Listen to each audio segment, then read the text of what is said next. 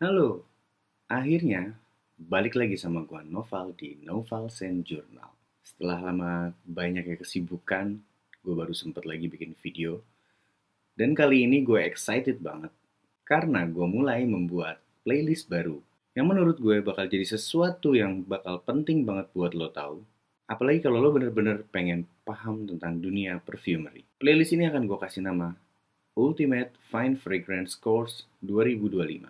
Jadi nanti di playlist ini, gue bakal bahas beberapa topik yang bakal menjadi fundamental buat lo yang mau belajar tentang perfumery atau minimal mengerti tentang cara kerjanya sebuah parfum. Beberapa video yang akan lo temuin nanti, diantaranya adalah komponen utama dalam perfume, fragrance concentrations, fragrance pyramid, psychology of perfume, juga metode ekstraksi bahan-bahan parfum. Tapi khusus video kali ini, gue bakal fokus bahas yang paling awal dan yang paling penting dulu, yaitu komponen utama dalam parfum.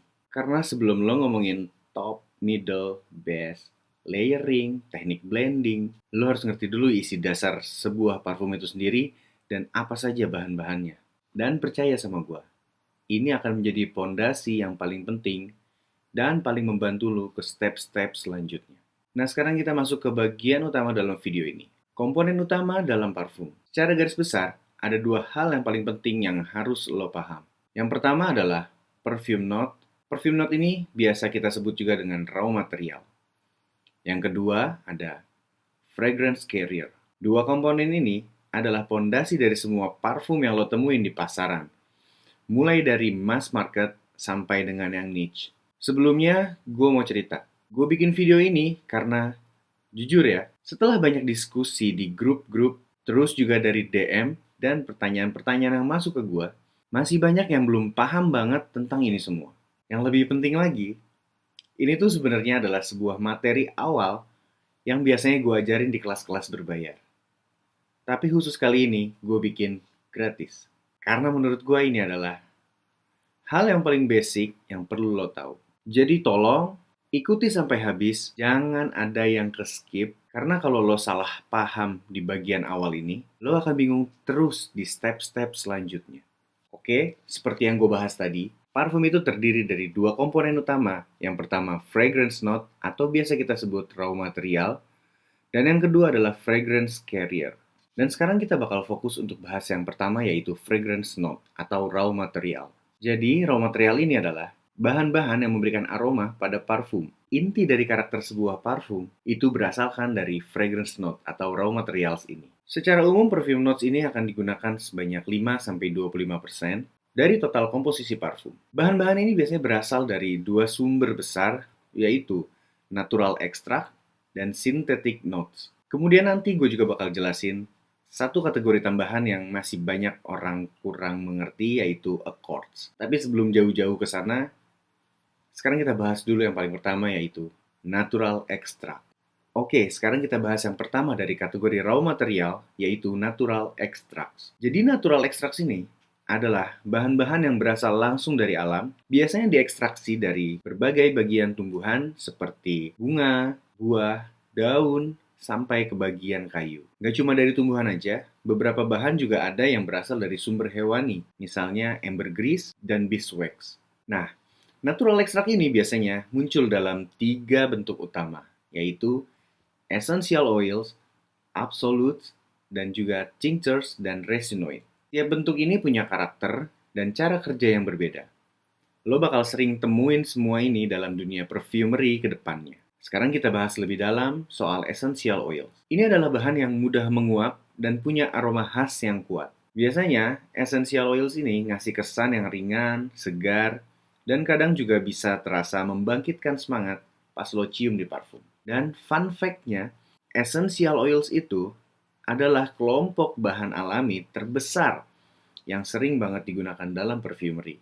Nah, beberapa essential oils yang umum banget dipakai antara lain datang dari citrus seperti lemon, bergamot atau orange, kemudian dari herba, contohnya lavender dan rosemary, dari bunga, misalnya ylang-ylang atau neroli, dari kulit kayu seperti cedarwood, dari daun seperti patchouli, dan juga resin pohon seperti frankincense dan myrrh. Masing-masing essential oils tersebut memiliki karakter aroma yang khas dan fungsi yang berbeda-beda juga di dalam formula parfum. Sekarang kita lanjut ke jenis ekstrak alami yang lain, yaitu absolute. Absolute ini bisa dibilang sebagai bentuk ekstrak yang paling pekat dan paling kaya aromanya. Wanginya tuh kuat, sensual, dan kadang bisa benar-benar nunjukin sisi yang paling dalam dari suatu bahan alami. Kenapa kita membutuhkan absolutes? Karena beberapa bahan, terutama bagian kelopak bunga, itu sifatnya rapuh dan nggak tahan panas. Kalau dipaksa pakai metode kayak steam distillation yang biasa dipakai buat essential oils, aroma aslinya malah bisa rusak atau hilang. Nah, makanya sekarang dipakailah metode yang lebih modern, yaitu solvent extraction. Metode ini pakai pelarut kimia untuk menarik molekul aroma dari bahan alaminya tanpa merusak karakter. Beberapa contoh bahan yang diekstrak menjadi absolut antara lain rose absolute, jasmine absolute, dan beeswax absolute. Aroma dari absolute ini biasanya jauh lebih mendekati aroma aslinya bandingkan essential oil.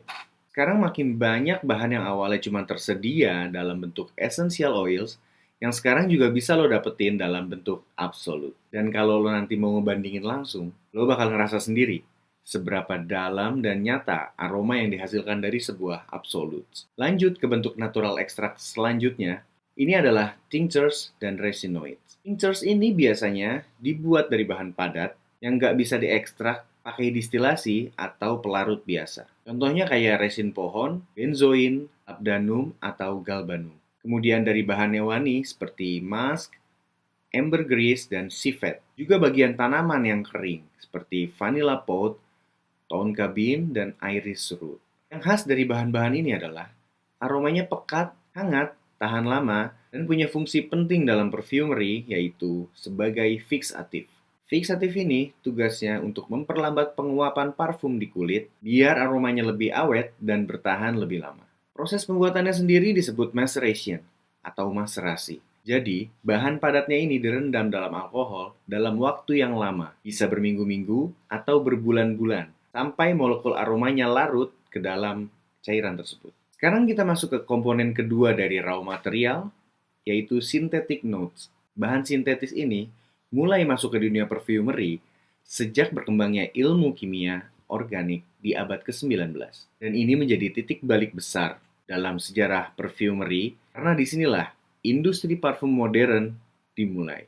Sebelumnya, semua parfum cuma dibuat dari bahan-bahan alami. Masalahnya, bahan alami itu mahal banget, proses produksinya ribet, dan juga pasokannya terbatas. Makanya dulu, parfum itu cuma bisa dinikmati kalangan bangsawan dan orang-orang super tajir. Nah, begitu bahan sintetis mulai dikembangkan, semuanya berubah. Secara garis besar, synthetic notes ini dibagi menjadi 4 jenis utama. Ada natural isolates, synthetic reconstructions, true synthetics, dan aldehydes. Nanti kita akan bahas satu persatu keempat jenis ini supaya lo lebih paham bagaimana bahan sintetis dipakai dalam dunia perfumery modern. Sekarang kita bahas jenis synthetic notes yang pertama, yaitu natural isolates. Secara teknis, natural isolates ini sebenarnya masih dianggap sebagai bahan alami. Tapi, karena prosesnya harus melewati tangan ahli kimia di lab, bahan ini juga masuk kategori sintetis dalam dunia perfumery. Jadi, setiap bahan alami seperti bunga, daun, akar, itu sebenarnya mengandung ribuan molekul-molekul aroma. Ahli kimia bisa mengisolasi molekul aroma tertentu dari bahan tersebut supaya mendapatkan aroma yang spesifik. Contohnya, dalam bunga mawar. Ada beberapa molekul penting yang bisa diisolasi. Contohnya adalah citronellol, kemudian ada geranio, kemudian eugenol. Ini bikin nuansa spicy yang khas. Dengan natural isolate ini, perfumer bisa dapat aroma yang lebih presisi, stabil, dan konsisten tanpa harus tergantung terus-menerus dengan hasil panen atau kondisi alam. Ngomongin natural isolates, ternyata penggunaannya di dunia parfum udah dimulai dari abad ke-19. Natural isolate pertama yang digunakan dalam parfum adalah coumarin, yang diisolasi dari tonka bean. Dan ini pertama kali digunakan di parfum legendaris Fougère Royale dari Hoboken tahun 1882. Ini jadi tonggak penting banget dalam sejarah perfumery karena disitulah era parfum modern mulai berkembang. Selain Komarin, ada juga beberapa natural isolates yang sampai sekarang masih sering dipakai bahkan di parfum-parfum klasik. Contohnya seperti vanillin dari vanilla. Ini digunakan di Jiki oleh Guerlain. Kemudian ada ionon dari bunga violet, ada patchoulol dari patchouli, kemudian ada cedrol dari cedarwood. Dan yang mungkin lo udah sering dengar, hedion. Bentuk jasmonate dari bunga jasmine yang pertama kali dipakai di Dior Eau Sauvage. Setiap molekul ini bisa ngasih karakter spesifik yang bisa dipakai buat memperkuat kesan floral, woody, creamy, atau bahkan powdery dalam parfum. Dan yang keren adalah, semua itu diperoleh dari alam dan diolah lewat scents, jadi molekul murni yang benar-benar bisa dipakai secara presisi. Sekarang kita masuk ke jenis bahan sintetis kedua yang menurut gua mind-blowing. Synthetic Reconstruction. Jadi ini adalah bahan sintetis yang dibuat di lab dengan tujuan untuk meniru atau mendekati aroma bahan yang asli. Ada beberapa alasan penting di balik penggunaan reconstruction ini. Yang pertama adalah mengganti bahan yang harganya terlalu mahal. Kedua, menggantikan bahan yang dilarang. Misalnya, bahan-bahan dari hewan seperti musk atau civet yang sekarang udah nggak etis dan banyak dilarang karena isu animal rights. Atau juga bahan-bahan yang bisa jadi alergen tinggi kayak oak moss. Dan alasan yang ketiga ini yang paling keren. Synthetic reconstruction akan menggambarkan aroma dari bahan yang nggak bisa diekstrak secara alami. Contohnya adalah Lily of the Valley. Ini bunga yang aromanya super enak, tapi nggak bisa diekstrak secara alami. Jadi, satu-satunya cara untuk mendapatkan aromanya adalah lewat synthetics. Jadi kesimpulannya, dengan synthetic reconstructions, perfumer bisa membuat aroma yang mustahil menjadi mungkin. Oke, sekarang kita masuk ke bagian yang paling seru yaitu true synthetics. Kalau tadi kita ngomongin bahan sintetis yang mengikuti aroma dari alam, sekarang ceritanya beda. True synthetis itu bukan meniru, tapi menciptakan aroma baru yang nggak pernah ada di alam. Jadi, ini bukan sekedar pengganti bahan natural, tapi benar-benar kreasi baru hasil eksplorasi laboratorium. Contoh paling legendaris adalah ethyl maltol. Bahan ini pertama kali diciptakan oleh perusahaan farmasi Pfizer. Aromanya lo bisa bayangin kombinasi antara cotton candy, karamel, dan buah manis. Dan lo juga harus tahu, ethyl maltol ini menjadi kunci penting dari salah satu parfum paling revolusioner sepanjang masa. Parfum tersebut adalah Angel by Thierry Mugler tahun 1992. Angel jadi parfum pertama yang ngenalin genre baru yaitu gourmand. Dan sejak saat itu pula, dunia perfumery berubah total. Sekarang kita bahas sintetis yang keempat, yaitu aldehydes. Ini adalah salah satu bahan yang paling ikonik dalam sejarah parfum. Secara teknis, aldehydes ini sebenarnya adalah molekul aroma alami. Tapi dalam perfumery, mereka dianggap sebagai bahan sintetis karena harus distabilisasi dulu di laboratorium sebelum bisa digunakan. Yang paling terkenal adalah kelompok fatty aldehydes. Mereka punya karakter unik, kayak ada efek shimmer yang bikin parfum terasa lebih elegan, bahkan sedikit sparkling. Contohnya ada aldehyde C10 dan C11. Ini digunakan untuk menciptakan aroma yang lebih shine atau berkilau di aroma-aroma floral.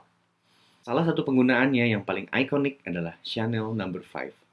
Bisa dibilang aldehydes ini adalah sebuah bumbu rahasia yang bisa nambahin dimensi ke dalam sebuah parfum tanpa harus dominan, tapi ngasih efek yang powerful banget. Sekarang kita masuk ke konsep yang sering bikin bingung, yaitu perfume accords. Sederhananya, accords adalah kombinasi dari beberapa bahan natural maupun sintetis yang ketika dicampur menciptakan satu efek aroma tertentu. Bisa dibilang, accords ini adalah mini perfume dalam perfume. Mereka bukan satuan bahan, tapi gabungan dari beberapa bahan yang membentuk satu kesan aroma yang baru. Contohnya ada spicy accord, campuran berbagai bahan seperti clove, cinnamon, pink pepper, sampai aroma-aroma sintetis spicy lainnya, yang tujuannya membuat satu kesan aroma pedas yang khas. Sekarang mungkin lo bakal bertanya, kenapa sih harus bikin accord? Kenapa nggak langsung dicampur aja bahannya satu persatu? Jawabannya simpel banget. Ini untuk efisiensi dan konsistensi. Di industri parfum, terutama skala-skala besar, waktu adalah segalanya. Kalau setiap kali kita bikin parfum harus nyusun dari nol, itu bakal makan waktu, tenaga, dan bikin hasilnya rawan berubah-ubah. Bayangin lo akan bikin sebuah flanker alias versi baru dari parfum yang sudah terkenal. Misalnya di Angel Light Blue Sun tahun 2019. Perfumernya nggak usah mulai dari nol lagi. Dia cukup ambil Light Blue Accord alias aroma dasar dari versi originalnya, lalu tinggal tambahin coconut, frangipani, dan vanilla buat kasih kesan yang lebih hangat dan manis. Jadi Accords bukan cuma sebagai alat bantu, tapi Accords bisa menjadi fondasi utama dari sebuah parfum modern. Jadi mari kita ringkas sebelumnya. Di dalam dunia parfum, semua bahan yang disebut raw materials bisa kita kelompokkan menjadi 3 kategori besar. Yang pertama ada natural extracts, bahan yang diekstrak langsung dari tanaman atau hewan, termasuk essential oils, absolutes, dan tinctures dan retinoid. Yang kedua ada synthetic notes, bahan kimia yang dibuat di laboratorium, bisa meniru aroma natural atau menciptakan aroma baru. Contohnya tadi ada natural isolates, synthetic reconstructions, true synthetics, dan aldehydes. Yang ketiga ada accords, kombinasi beberapa bahan natural dan sintetis yang dibangun untuk menghasilkan satu efek aroma yang spesifik. Misalnya citrus accord, green accord, dan leather accord. Dengan memahami 3 kelompok besar ini, gue yakin lo mulai bisa membaca bahan-bahan parfum dan bahkan mulai bikin formula-formula yang sederhana. Yap, setelah memahami fragrance notes dan bahan-bahannya, sekarang kita masuk ke komponen utama lainnya yaitu fragrance carrier. Carriers adalah bahan pelarut seperti alkohol atau minyak yang digunakan untuk membawa dan menahan fragrance material di dalam parfum. Tanpa carrier, bahan aromatik nggak bisa tersebar merata dan aroma parfum tidak akan menyebar dengan baik saat diaplikasikan. Porsi fragrance carrier ini dalam parfum biasanya sangat besar, sekitar 75% sampai 95% dari total komposisi parfum. Fragrance carrier ini terbagi menjadi 2 jenis utama, yaitu alcohol base dan oil base. Fragrance carrier nggak cuma sekedar pelarut, tapi juga memiliki fungsi penting dalam keamanan dan performa parfum. Ada 3 fungsi utama fragrance carrier, dan sekarang kita bahas fungsi yang pertama. Yang pertama ini adalah sebagai pelindung kulit. Banyak bahan parfum seperti essential oils, absolute, dan beberapa bahan sintetis bisa berbahaya kalau langsung diaplikasikan ke kulit. Karena beberapa bahan tersebut memiliki alergen, bisa menyebabkan iritasi, bahkan bisa memicu ruam atau reaksi negatif lainnya. Tapi ketika ditambahkan carrier, bahan-bahan pewangi ini jadi lebih aman untuk digunakan. Ia memisahkan bahan aktif dari kontak langsung ke kulit. Jadi kita bisa menikmati aromanya tanpa merusak kulit. Fungsi yang kedua sebagai solvent. Banyak bahan parfum seperti essential oil, absolutes, dan aroma chemical tertentu itu memiliki sifat yang sangat kental, pekat, dan menyengat. Di mana, jika itu digunakan secara langsung tanpa dilarutkan, aromanya akan terlalu kuat, nggak nyaman di hidung, bisa bikin pusing, bahkan bikin performa parfum jadi nggak seimbang. Disinilah carrier berperan sebagai solvent. Carrier akan mengencerkan bahan-bahan yang pekat, membuat aromanya menjadi lebih lembut. Fungsi ini penting banget dalam menciptakan parfum yang balance dan menyenangkan. Yang ketiga, fragrance carrier ini juga membantu menjaga kestabilan seluruh formula parfum. Carrier ini bikin semua bahan lebih mudah tercampur dengan baik. Kemudian lebih stabil dalam waktu yang cukup lama, lalu nggak cepat terpisah antara bahan polar dan non-polar. Jadi tanpa carrier akan banyak aroma-aroma parfum yang sulit tercampur dan aromanya bisa jadi saling bertabrakan. Sekarang kita masuk ke jenis-jenis fragrance carrier. Yang pertama dan paling umum digunakan adalah alcohol base. Jenis alkohol yang digunakan dalam parfum bukan sembarang alkohol, namanya adalah denatured alcohol, yaitu alkohol yang sengaja dibuat untuk tidak layak dikonsumsi. Semakin tinggi proofnya, maka alkohol tersebut semakin murni dan semakin efektif dalam penggunaannya. Biasanya kita menggunakan antara 170 hingga 200 proof Alkohol yang 200 proof ini adalah tingkat paling murni dan yang paling bagus untuk performa parfum. Alkohol dengan proof yang tinggi akan lebih efektif dalam melarutkan fragrance material, kemudian cepat menguap di kulit dan meninggalkan aroma tanpa residu. Alkohol seperti ini adalah alkohol yang cocok untuk dibuat menjadi EDT, EDP, atau extrait parfum. Kelebihannya yang pertama adalah proyeksi aroma yang kuat. Kedua, daya tahan bahan parfum jadi lebih panjang. Alkohol itu juga berfungsi sebagai pengawet alami, jadi bisa membantu menjaga stabilitas dan kualitas bahan parfum tetap stabil sampai bertahun-tahun. Yang ketiga, melindungi ketajaman aroma. Karena kemampuannya untuk melarutkan bahan dengan sangat baik, alkohol ini bikin aroma tertentu menjadi lebih tajam, lebih bersih, dan lebih mudah dikenali saat dihirup. Sekarang kita bahas jenis fragrance carrier yang kedua, yaitu oil base. Berbeda dari alkohol, carrier ini berbasis minyak yang berasal dari vegetables oil, yaitu minyak yang diekstrak dari bagian lemak tanaman seperti biji, kernel, atau kacang. Ada lebih dari 50 jenis yang biasa digunakan dalam perfumery, tapi yang paling umum adalah jojoba oil, almond oil, dan coconut oil. Mereka sangat baik dalam menyerap dan menstabilkan aroma. Artinya minyak ini bisa membantu menjaga kestabilan campuran parfum, bahkan memberikan efek yang melekat lebih kuat ke kulit. Oil-based perfume ini biasanya punya kesan yang lebih intim dan lembut, karena penyebaran aromanya yang lebih tenang dibandingkan parfum yang berbasis alkohol.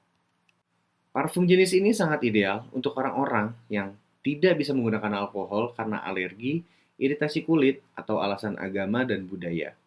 Kemudian juga cocok untuk orang yang memiliki kulit kering, karena minyak ini justru akan membantu menjaga kelembapan kulit. Tapi tentu tidak ada yang semuanya sempurna.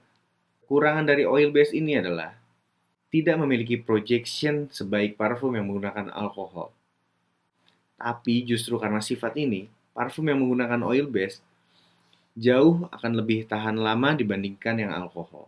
Mereka terserap ke dalam pori-pori di kulit dan terkunci di sana, membuat aromanya bisa bertahan berjam-jam, bahkan seharian. Oke, itu tadi adalah pembahasan lengkap dari materi Introduction to Perfumery bagian pertama yang berfokus kepada fragrance carrier dan fragrance notes. Gua harap sekarang lo jadi lebih paham tentang dua komponen utama dalam parfum dan siap buat lanjut ke materi-materi berikutnya. Oh iya, buat yang lagi cari link rekomendasi tempat beli raw material, formula accord, atau formula parfum sekalipun, semua udah gue tulis di deskripsi, jadi tinggal klik aja. Kalau lo mau join ke grup belajar bareng teman-teman yang lain, ada juga linknya di sana, jadi lo nggak akan belajar sendirian. Percaya sama gue, semua ini penting banget buat lo yang mau serius masuk ke dalam dunia perfumery. Oke, kalau video ini berguna buat lo yang lagi belajar dari awal, jangan lupa di like, subscribe, dan share video ini ke teman-teman lo yang membutuhkan. Stay curious and keep exploring aroma. Sampai jumpa and smell you later.